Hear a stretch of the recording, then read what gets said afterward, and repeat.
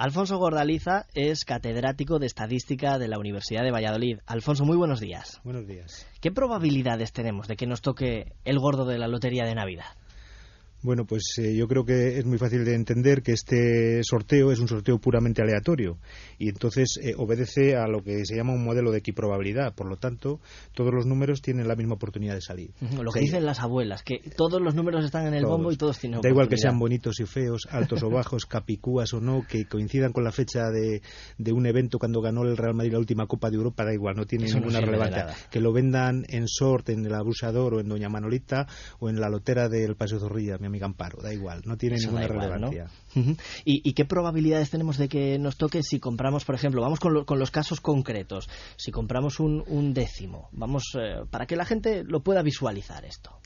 Pues mira, para que te hagas una idea, si juegas a un solo décimo, la probabilidad de obtener algún premio de los 13 premios importantes, porque en el sorteo hay primero, segundo, tercero, 2 cuartos y 8 quintos, que son los que tienen alguna sustancia relevante, pues la probabilidad es del orden de 0,013%, que es muy pequeña. Para que os hagáis una idea, si los casi 400.000 vallisoletanos jugaran un único número elegido aleatoriamente, en promedio unos 50 obtendrían alguno de los premios importantes.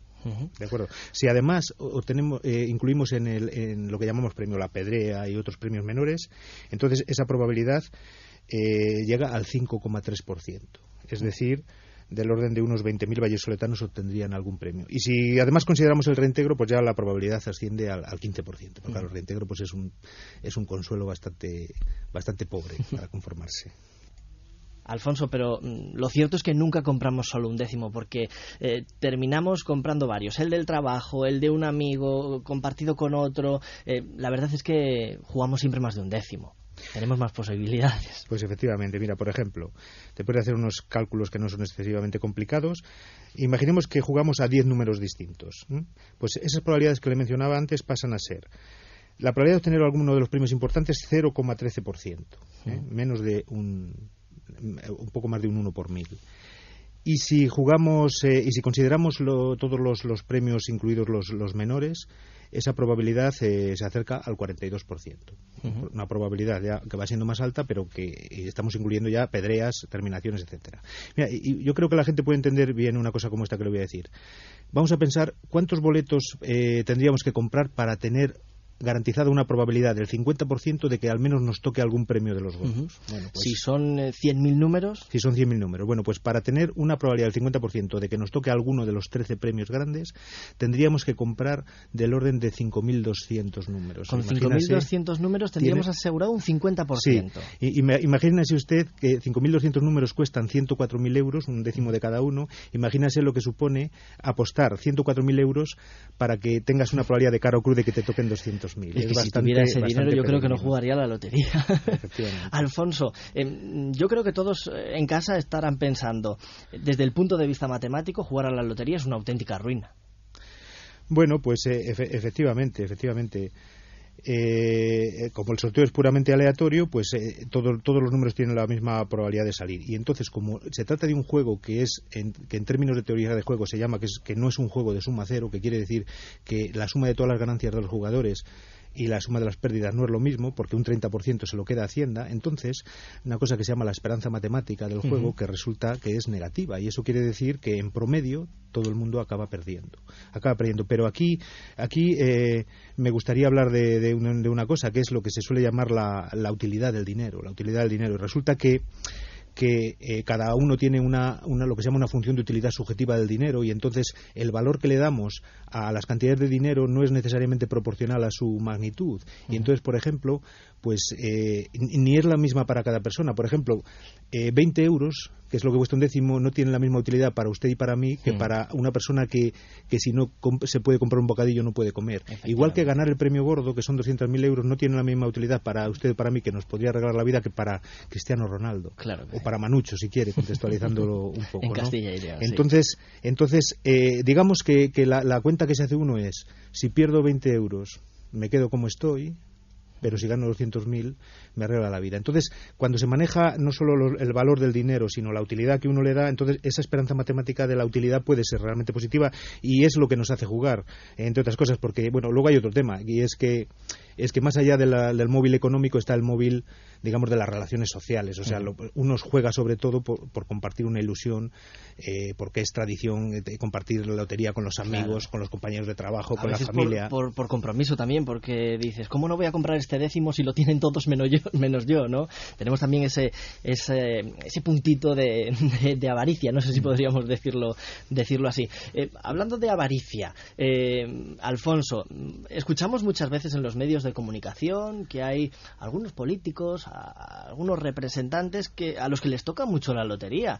Desmonta por completo estas teorías que nos estás mostrando. Gente que dice que le ha tocado la lotería más de una vez.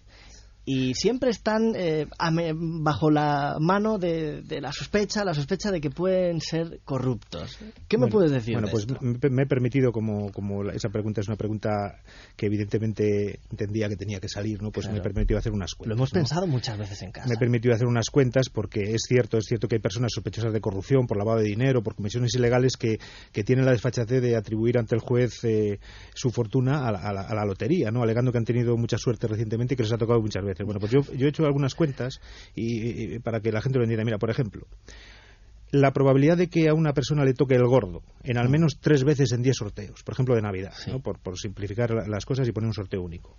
Si solo jugara un boleto, la probabilidad de que le tocara sería del orden de 10 elevado a menos 13. Para los que no entiendan un poco de matemáticas, 1 de cada 12 billones de posibilidades de que le toque. Es decir, que en promedio necesitaríamos tener jugando a todos los habitantes de 2.000 planetas como la Tierra para que a uno le tocara en promedio. Si jugara 10 boletos, esas probabilidades irían al orden de 10 elevado a menos 10. Con lo cual estaríamos hablando de una persona cada 12.000 millones, es decir, casi el doble de los habitantes de la Tierra. Y si jugara 100 boletos, todavía estaríamos hablando de una posibilidad cada 10 millones. Si somos un poco menos restrictivos y consideramos cualquiera de los 3 premios más importantes, primero, segundo y tercero, que son los que te pueden dar una cierta fortuna, estas probabilidades pues todavía siguen siendo absolutamente ridículas. Por ejemplo, si jugamos un boleto, la probabilidad de que nos toque en 3 sorteos entre 10, en 3 o más, es del orden de 10 elevado a menos 12, es decir, del orden de 1 entre 1 billón, ¿no? Es muy difícil que a una persona le toque más de una vez. Lo más sensato es que el juez pues se asesore en términos estadísticos y probabilísticos y esa coartada no se sostiene ni un minuto sobre la mesa. Claro, porque es que estaba yo acordándome de algún caso en Castellón, en la Comunidad Valenciana, que resulta que ha tocado más de una vez allí y a la misma persona. Y nos lo has desmontado perfectamente. Mira, la teoría. También me gustaría hablar de un caso conocido que ha llegado incluso al cine, que es el caso de la familia de los Pelayos, que ha sido llevado al cine en el año 2012. Aquí se produce una cuestión que es la siguiente. O sea, se supone que el sorteo es puramente aleatorio y para que eso sea cierto, pues habría que entrar en valorar las condiciones físicas de las bolas, que todas sean exactamente idénticas, de volumen, de tamaño, la distribución de la masa y tal, cosa que es difícil de garantizar y de comprobar, ¿no? Porque las series estadísticas de los sorteos no son suficientemente largas para poder hacer análisis sobre el asunto, y porque entiendo que a nadie le dejarían experimentar con el sorteo, con el bombo del sorteo, claro, para verlo, ¿no? Pero, por ejemplo, de todos es conocido el caso de los Pelayos, que lo que hacían iban a los casinos, ¿no? Iban a los casinos. Se estudiaban con mucha paciencia y mucha minuciosidad las series estadísticas de los resultados de la ruleta con el fin de estimar, de averiguar los pequeños sesgos que son por supuesto pequeños. O sea, es decir, no ocurre que el 7 sale el triple de veces que el 2. No, son sesgos mínimos, pero que te dan una cierta ventaja y que esa cierta ventaja los Pelayos, con mucha paciencia, eran capaces de convertirla en unas ganancias muy sustanciosas. A pesar de todo esto que estamos comentando, Alfonso, ¿usted sigue jugando a la lotería?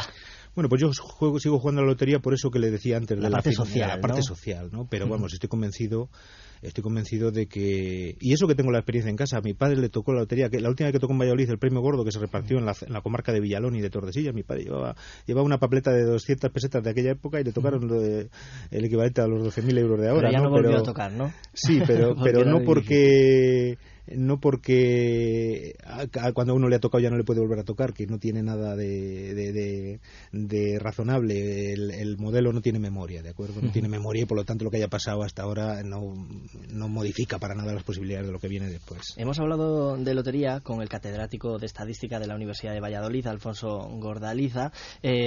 Matemáticos y estadísticos, Alfonso, están para algo más que para decirnos si tenemos oportunidades o no de ganar el sorteo de la lotería de Navidad, ¿verdad? Tenéis una labor además muy importante porque estos mismos modelos que nos has comentado se pueden extrapolar a otros temas más importantes igual. Pues sí, efectivamente, la lotería, la estadística es importante y las matemáticas no, porque permitan entender los sorteos de la lotería, que es una mera anécdota, que hablamos de ella ahora por la época que es, ¿no?